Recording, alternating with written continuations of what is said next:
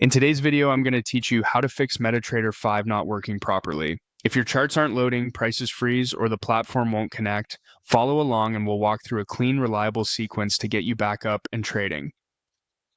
Start by visiting the Pepperstone website in your browser.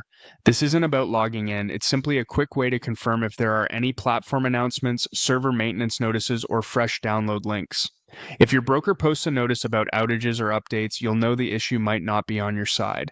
Next, close Metatrader 5 completely and restart your computer. Don't just click the X, make sure the app fully exits. If you use the system tray, right-click the icon and choose Exit so no background processes linger. A full reboot clears cached connections and frees memory that can cause freezes or failed logins. When your computer comes back up, open Metatrader 5 again and watch for the connection status in the lower right. Sometimes a fresh launch after a reboot is all that's needed to restore a stable session. If issues persist, check your internet connection. Test another site or app, switch from Wi-Fi to a wired connection if possible, or briefly power cycle your router. Consistent packet loss or a weak signal will show up in MT5 as delayed ticks, chart gaps, or endless no connection messages.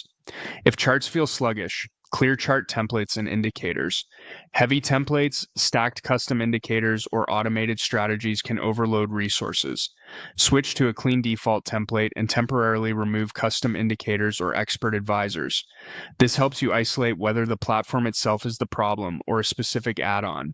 If none of that helps, repair or reinstall MT5. Open your computer's control panel, then go to the Program section and choose Uninstall a program. In the list, type Metatrader into the search field so it's easy to find.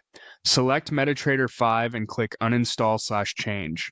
If you see a repair option, try that first. It preserves settings while fixing corrupted files.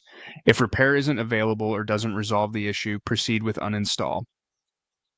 After the uninstall completes, restart your computer, then download the latest MT5 build from the official source you trust and install it fresh.